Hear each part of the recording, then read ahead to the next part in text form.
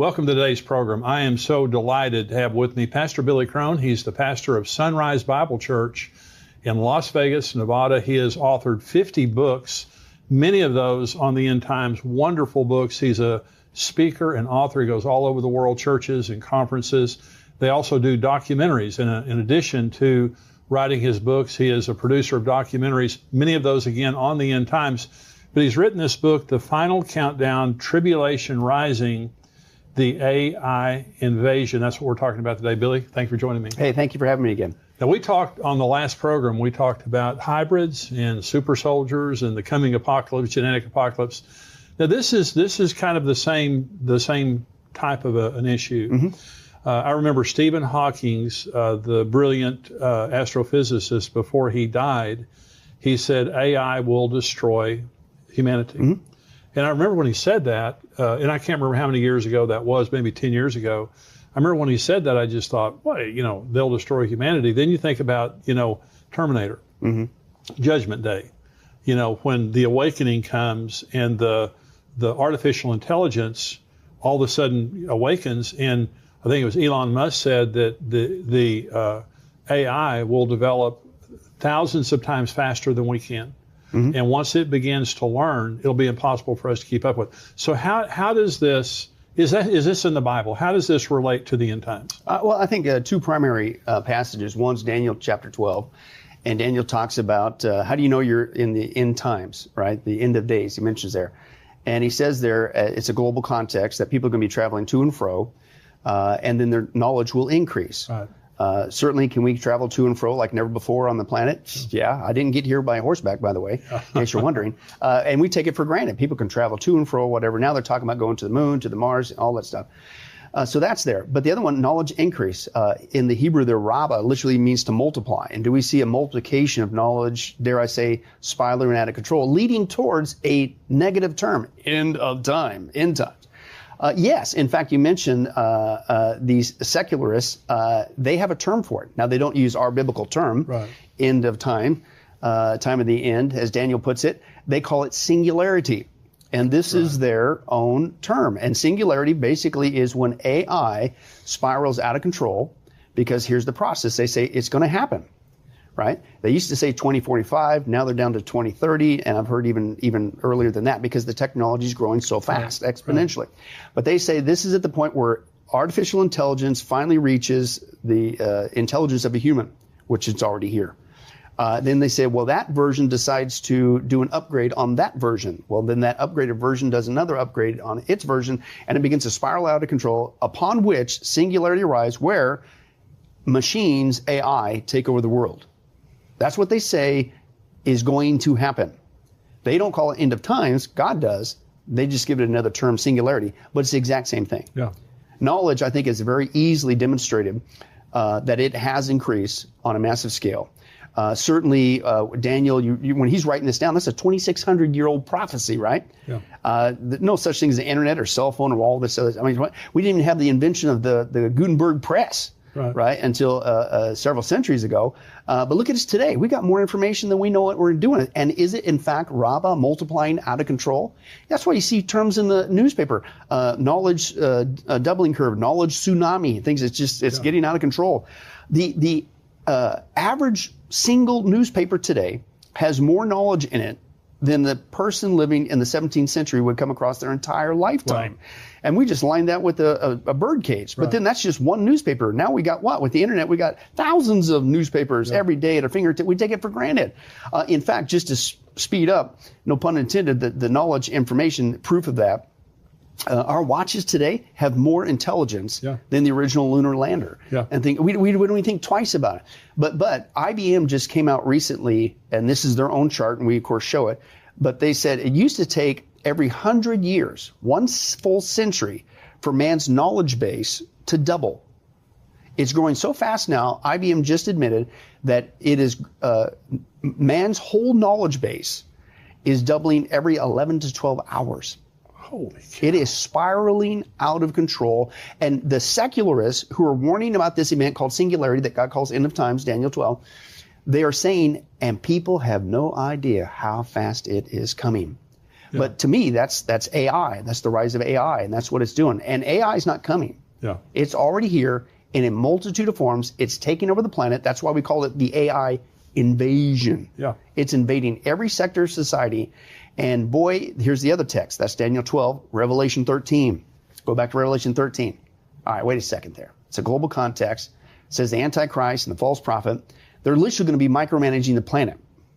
And it's like, and they're going to control certainly the buying and selling. So they got to control all the economies. But wait a second. How do you control not just all the global economies, but it's down to the individual level?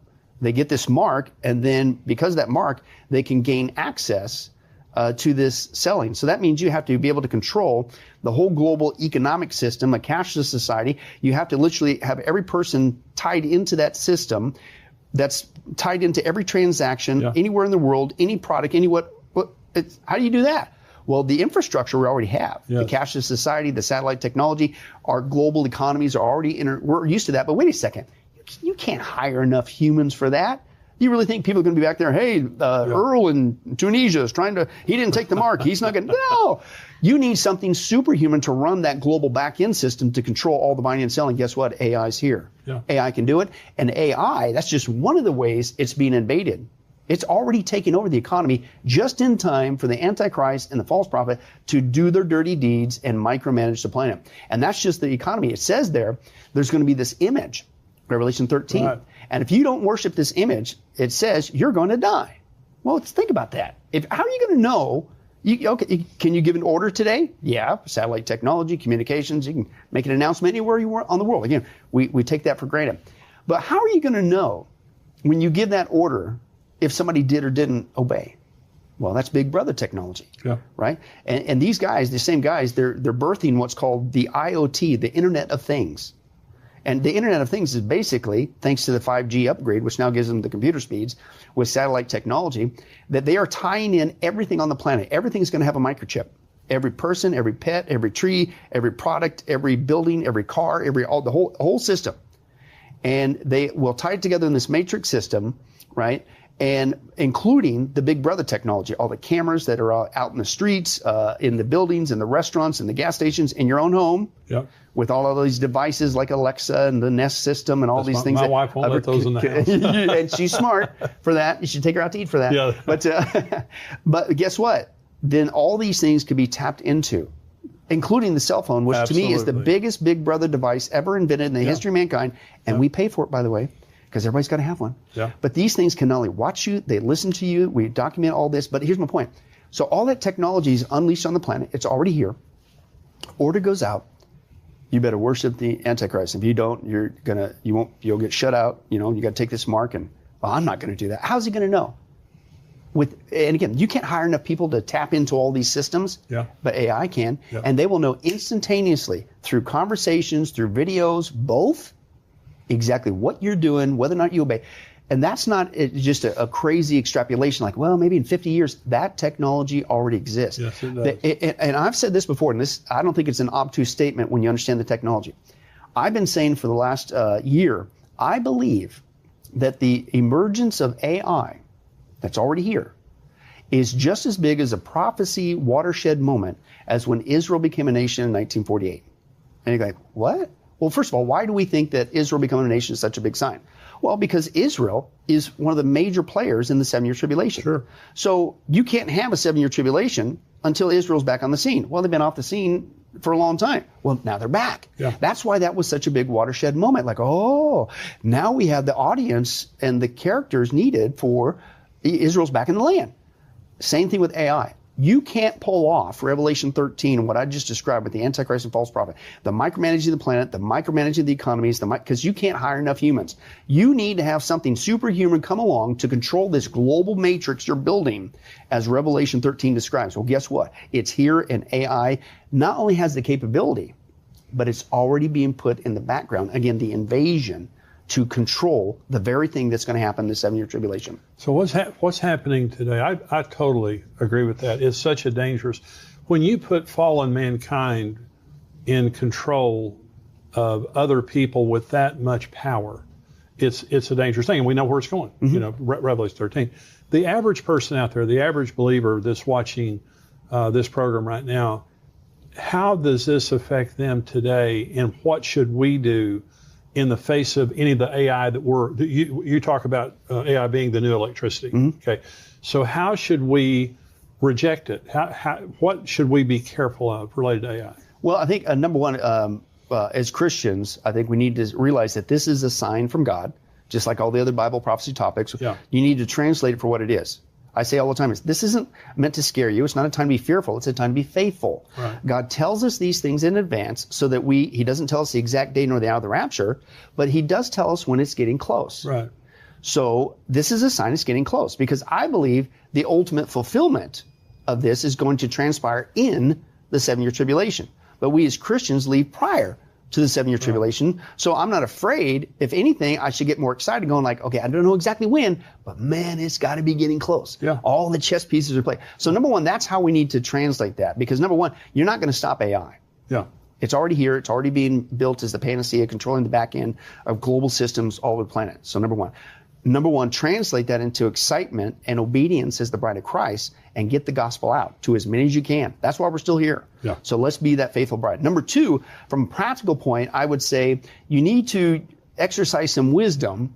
And if you don't want every conversation, everything that you do, then like your wife, Yeah. you probably should stay away from this technology that literally, not can be, but is being tapped into to monitor your every conversation, every move. So I think those are some of the practical steps that we need to take. Again, not out of fear. That's just common sense. I don't want people, and I'm not joking. Some of us prophecy teachers, we joke about, okay, when we want to start talking about some sensitive stuff, and we're like at a hotel or a conference or whatever, we'll literally take our phones and shove them down in under the couch. Yeah. Not because we're wearing a tinfoil hat, because Sure. it's being monitored. So there's some practical things that you could do with that. But again, to me, the third thing is, even the non-Christian is fascinated with AI, because it's the buzzword today. AI, ooh, cool, AI, look at it. And see, that's how they're pitching it. It's going to give us this ultimate convenience, and it'll run your finances, it'll run your education, it'll run all of agriculture and the military and even your religion. That's a whole other aspect. It'll run the police force, and it'll make your life so simpler. It'll be the greatest servant. We'll have AI robots to have a babysitter and watch the elderly folks and take care of this and that and all this. It's going to be great. And so they're enamored with it for all the wrong reasons, but they're aware of it. But you and I now, as a Christian who know better, and can understand this, why this is important as a prophecy sign. If anything, God's serving up to us on a golden platter one of the easiest ways to witness to the lost. Yeah. We'll say, yeah, isn't that AI? That's fascinating, isn't it? But let me tell you something about that. Let me tell you why you need to be a little bit concerned about that. Let me tell you what the Bible says, not only predicted this would happen, but where it's headed. Yeah. Even the seculars admit it's leading towards end of time, singularity. And here's the good news. There's a way out. Yeah. His name is Jesus Christ. Yeah. And you need to get saved. So if anything, that should be our response as Christians. That's really good. So Satan's original lie to Adam and Eve was, you can be like God. Mm-hmm. Eat that fruit, and you can become like God. And it's still the lie that's being told today. Yeah. Now, in Genesis 11, when God came to the Tower of Babel and saw them trying to make a name for themselves, rejecting God, becoming their own God, he said, if I don't divide these people, nothing that they do will be impossible for them. We're created in the image of God. We're the bride of Jesus Christ. Right. Paul Bilheimer said, if God would have created us any higher, he would have breached the Godhead. So we are made in the image of Christ. We will spend eternity with him. And so we are very highly created. And that's my point. And God said, if I don't divide them, nothing will be impossible. So as time goes on, anything that man dreams of, ultimately, I believe that within reason, he'll be able to accomplish. But God will not allow him to accomplish it. Mm-hmm. The AI, God is not going to be replaced by AI. Mm-hmm. God is not going to be replaced by the Antichrist. And my point is this: when I wrote my book, Tipping Point, the reason I chose the title Tipping Point for this book is we're way past, you can't ever go back. Yeah. And so AI is here to stay. I believe exactly what you just said. It will be a part of the end time scenario. Mm-hmm. But when you read Revelation 13, where it talks about literally the rise of the Antichrist, Revelation 13 is the apex. He's in control. Everybody worships him. He's in control of the economy. Revelation 16 is where God comes and pours the bowl out and curses the kingdom of the Antichrist, and they gnaw their tongues because of the pain. But the interesting thing is, there, Billy, is they curse God rather than repent. Now, this is a tough group of people, tough as in unrepentant. This is a group of people that are so sworn to the Antichrist and to following the Antichrist, even in the face of the most horrific judgments, Revelation 16, the bowl judgments, they still will not repent. And so by that time, I don't know if they're augmented, like you were talking about the chip. Yeah. I don't know if they're augmented. I don't know what's happened, but they're sold out. I mean, in the wrong sense, they're sold out. Yeah. Oh, yeah. Well, that's just like Satan back with AI. Satan, you look at him, of course, the Antichrist is going to be his man on the planet at that time. And he'll have his day in the sun, so to speak. But God, you're right, comes and judges him. Obviously, God's God. Yeah. And you're not going to stop the reign of his son, Jesus Christ, our Lord and Savior, coming back to the planet. That's right. And unfortunately, they learn the hard way. And those who get duped by the Antichrist of their own doing. But anyway, Satan, his fall, Isaiah 14, Ezekiel 28, what was the reason for his fall? He wanted to be what? That's right. God. Right. Well, he's not. He's just a created being. He's an angel. He's a fallen angel, right? Yeah. Okay. Powerful, but you're not. Here's the point. You're not all powerful like God. Right. You're not all knowing like God, right? You're not everywhere present like God, right? Omnipotence, omnipresence, etc. So what does he do? He does what he always does, the counterfeit. And that's what the scripture talks about, the Antichrist, false prophet, on what? Counterfeit wonders and signs and miracles, right? There's not, you don't have power like God, but they give the illusion in the 7-year tribulation that you have, quote, God-like powers. Right. The Antichrist, even at one point, declares himself to be God, the middle point, the abomination of desolation. Yeah. You say, well, how can he dupe people to do that? Well, again, AI gives that counterfeit impression that this guy has God-like powers. Again, how is he going to counterfeit the all-knowing omniscience of God? He can't do it in the real. Well, you tie all this Big Brother, technology and AI running that system, he'll almost like God know everybody's conversation, what they're thinking, what they're doing, where they're at, all that stuff. So it's a counterfeit. AI helps him to do that, to achieve this false godhood.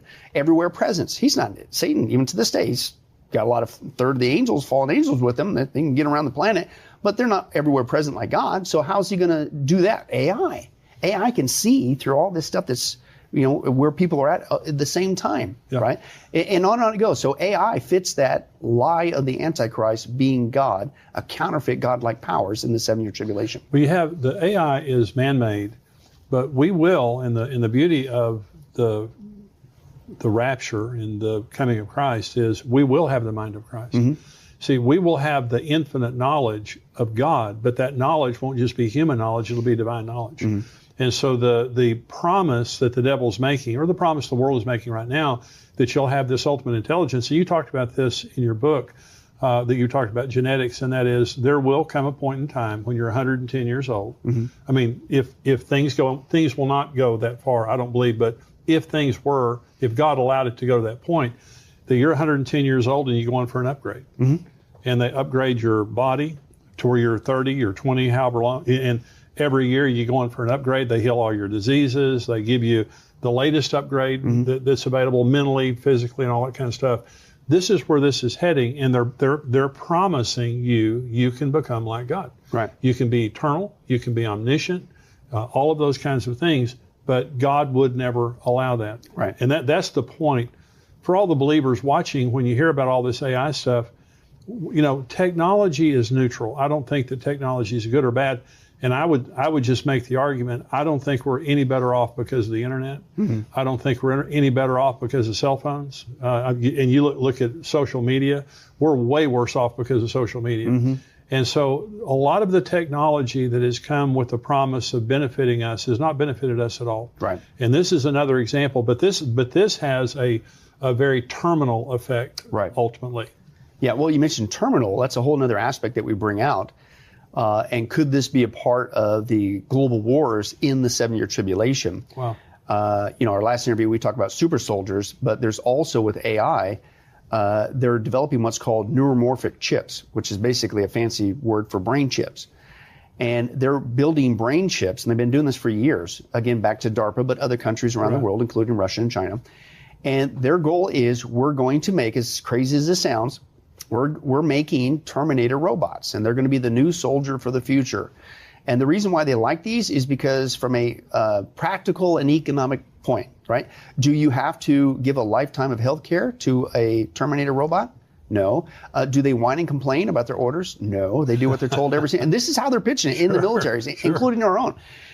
General William Cohn, we got him on record. He said that their desire right now in the U.S. military is very soon we're going to replace one third of combat soldiers with these Terminator soldiers. Wow. Right? And so they're popping this AI system, these brain chips into these things, and they're far along with this. It's not like, well, that's just going to take a while. No, it's already here.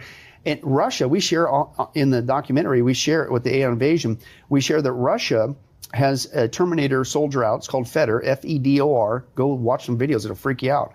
And this thing is not only driving Jeeps, it's doing push-ups, it's using power drills. This thing is shooting pistols in both hands, and it never misses.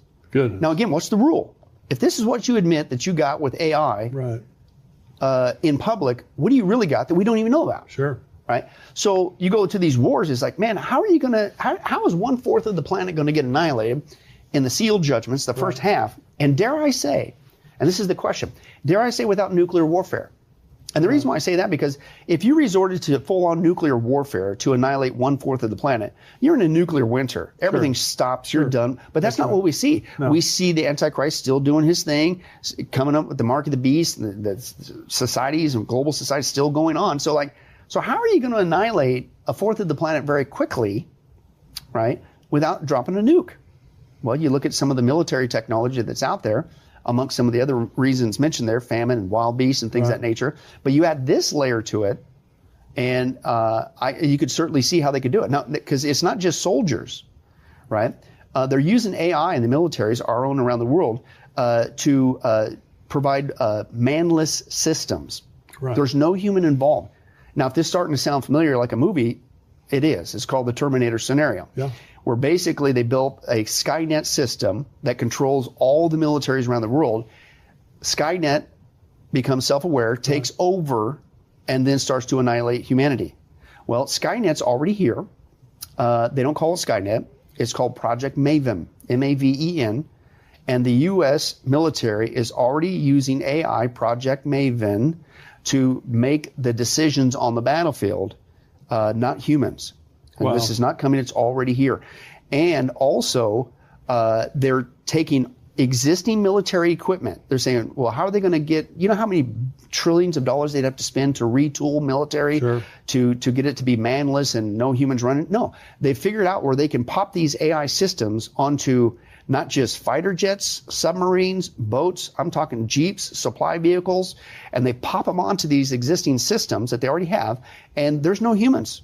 And we share it on tape. You could watch them. There's no person driving that jet fighter. There's no person driving that Jeep, right? Wow. And there's no person doing that boat. And they also have developed, the military, it's called swarm technology. Swarm technology allows, for instance, we share this from the Navy. And we share the Navy, Army examples, Air Force. And they take a Navy boat, a manless, they popped AI system on it, and it's a Navy boat out there. But they pop it on all the other Navy boats, okay, and they can communicate with each other, so that then they can swarm. This is their term, swarm the prey. So it's not just an individual boat. Now the boats can communicate with each other. Wow. And then, well, wait a second. Then if they can communicate with each other through satellite technology with AI, then couldn't they control the Jeeps and the jets, and then not just our military, but other? You can see where it's going. Well, in the Olympics in Tokyo this past summer, they had a globe in the middle of the Olympic Stadium, and it was the drones. Mm-hmm. It had some kind of a light on them, and they controlled those drones, and those drones were operating. It was unbelievable. Yeah. To get that many drones, it was the type of system you're talking about. Yeah. They all communicate with each other. It's a program that it's amazing. Yeah. What it does. Well, and that's what, some people say, well, if I see one of those drones coming, I'm just going to hide. Well, the other thing they're developing with AI is what's called not UAVs, that's unmanned aerial vehicles or whatever, water vehicles, but they have MAVs, micro aerial vehicles. Right. And basically it's the same thing. You may not very well recognize it as a, quote, drone because it looks like a fly. It looks like a bird. Right. We got this document. It looks like a shark. It looks like a jellyfish. But it's not. It's an AI vehicle that carries a payload. In fact, DARPA, back to DARPA again, we got on tape, they are developing a robotic cheetah that is armed. Now go back again to that. It's like, are you serious? Well, it's brilliant. I mean, have a dolphin with a nuke inside of it, and swim up next to the ship or something. Or you're on land because they got it all covered in the sky, in the air, on the land, on the water, and under the water. It's all covered by these MAVs. And so, but you put yourself with the robotic cheetah. By the way, can you outrun a cheetah? No. And you get this thing armed. So again, I'm not saying thus saith the Lord, but it adds a whole nother layer of after the rise of the Antichrist, Revelation 6:1, the first seal as a judgment of God, the false peace utopia. Right after that, doesn't take much long, and here comes a global war. Then comes a global famine. Then the fourth one tells you the output. 1/4 of the earth is annihilated by sword, famine, pestilence, and what? Wild beasts. Right. So now add to this layer with, can you outrun this robotic cheetah, and how does 1/4 of the earth? And again, that's just the tip of the iceberg. It'll be terrifying. And the thing is, like with Afghanistan right now, the Taliban, all this technology is falling into their hands. Mm-hmm. Billions and billions of dollars worth of our technology. Think about that technology falling into the hands of people like that. It'd be a terrorist. Yeah. But that world is going to be an unbelievable world. Now, in your book, it's The Final Countdown, Tribulation Rising, the AI Invasion. Now, I'm fascinated by the contents here because you talk about the future of business, the future of local finances, global finances, the future of home and city conveniences, shopping conveniences, service conveniences, entertainment conveniences, media conveniences, gaming conveniences, agriculture, doctors and surgeries, diseases, and all that. And so the AI has a multitude of different applications. Talk about that. Well, and again, it's being pitched as the panacea. This is going to help everybody, simplify things. Although they admit that AI is going to annihilate 50% of the jobs across the globe. Wow. Because it's all going to be automated. Right. Some of that is because of the liberal mindset that we need to pay X amount of dollars, for somebody, just a basic job. They don't need humans for that anymore. AI can flip that burger. Yeah. In fact, so for the corporations, they're looking at this like, I don't need humans. Yeah, it's cheaper for me to buy a $35,000 automatic burger flipper with AI than to pay that human. And so, if anything, they're being pushed in that direction with the liberalism. But let me explain to you the term that they have for AI in the industry. Again, it's called the new electricity. And let me explain that. And they say that just like electricity of old, when it first came out, it was a buzzword. And it was like, wow, this is amazing technology, and this is kind of cool. We don't have to use gas lamps anymore and are afraid of causing a fire, and it's going to just help things and make life easier, and we can bring it into our homes, and it can power other devices. It sounds so futuristic and awesome. And then after people talked about it for a while, it died down as far as the buzzword. Nobody really talked about electricity anymore. But did it go away? No. Electricity then began to permeate all of aspects of our life, including today. We can't exist without it. No. That's what they're saying is not happening right now as we sit here with AI. AI is the new electricity. It's the buzzword. People go, hey, it's kind of cool, kind of eclectic. It's not just that. And then even after the conversation long dies down, I've heard about artificial intelligence, whatever. No, it's not going away. That's why we called it the AI invasion. It is now going behind the scenes, and it is being used to build and to redefine and rerun and manage global systems across the whole planet. And you'd mentioned it's going to radically change business. It's going to radically change finances. Again, Revelation 13, shocker, right? It's going to run your educational system. It's going to run your militaries. It's going to run your agriculture, right? It's going to run the big brother systems, the monitoring system, your whole transportation systems. Everybody, you got to not just go to an electric car, but one that drives itself. That's AI, right? And things of that nature. The concerning thing back to, they say, we're going to let AI basically be the new police force. And you're going, what? Yeah, we brought this out. This is kind of creepy. This is another movie premise. Tom Cruise, Minority Report. Remember that movie? Oh, yeah. And basically the AI could predict before somebody did a crime. It's called pre-crime. That's already here with AI.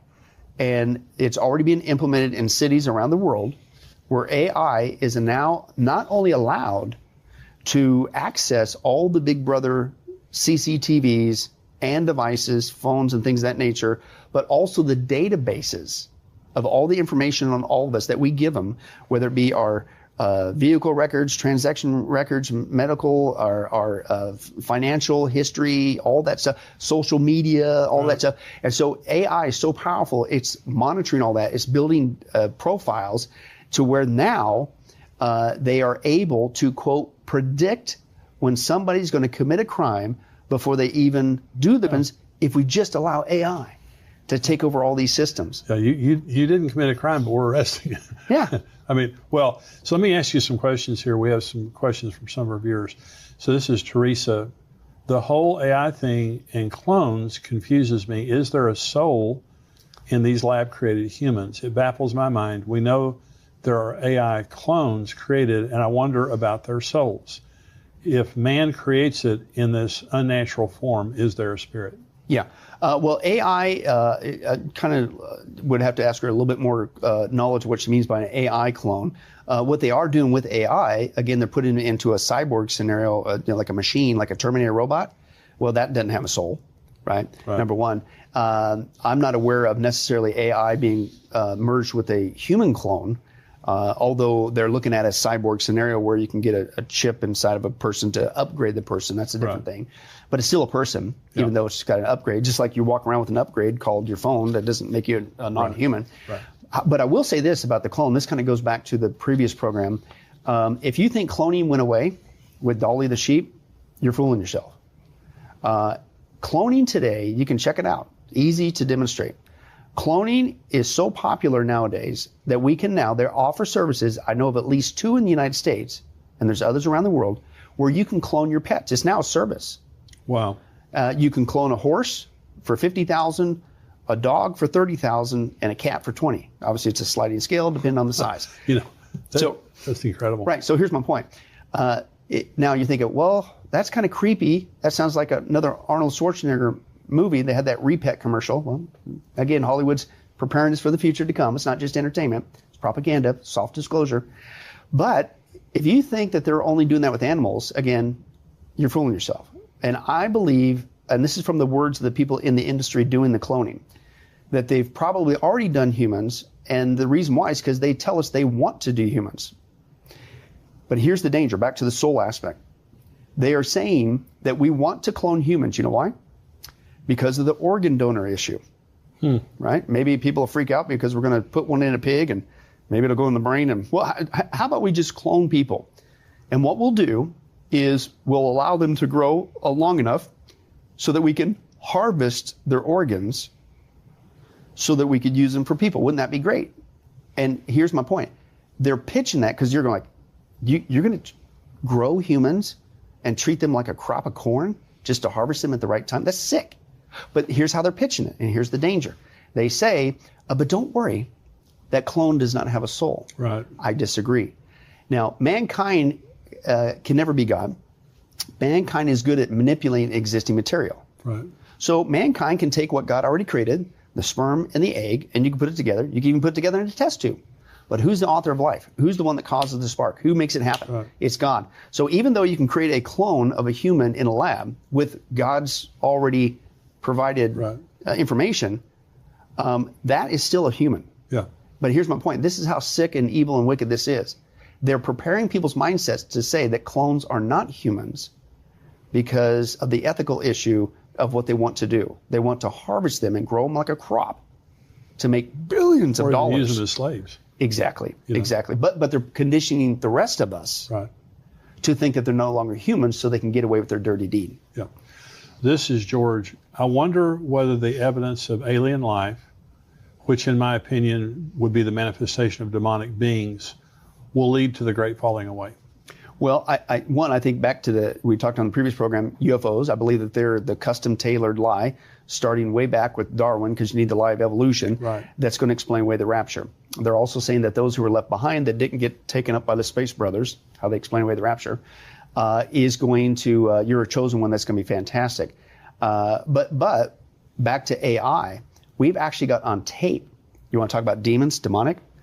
We've got on tape that some of the silicone engineers that are coding and creating AI.